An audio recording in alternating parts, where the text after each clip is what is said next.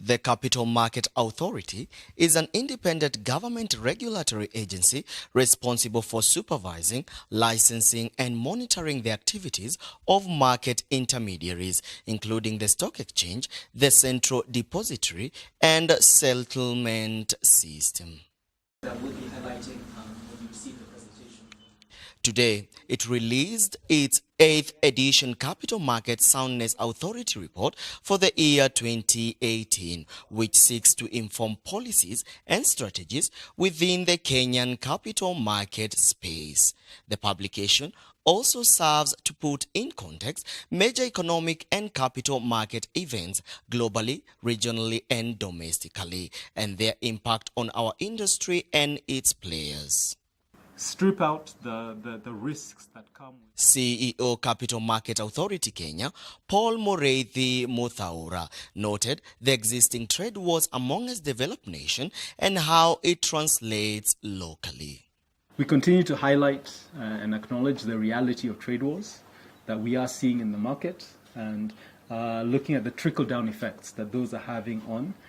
not only the cost of goods, balance of payment implications for our economy,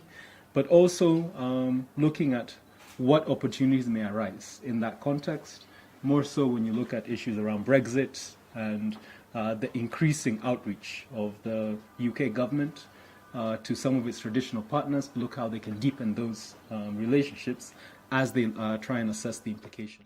The CEO pointed out, though East Africa is the fastest growing region in Africa, but still needs to deepen its market and economic amongst the member states so that it can withstand the competition from other African nations. I think we're glad to note that when we look at the continent,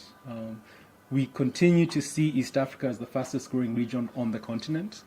but we must be conscious that due to the size of the three largest economies on the continent, they really do have a disproportionate impact on overall assessment of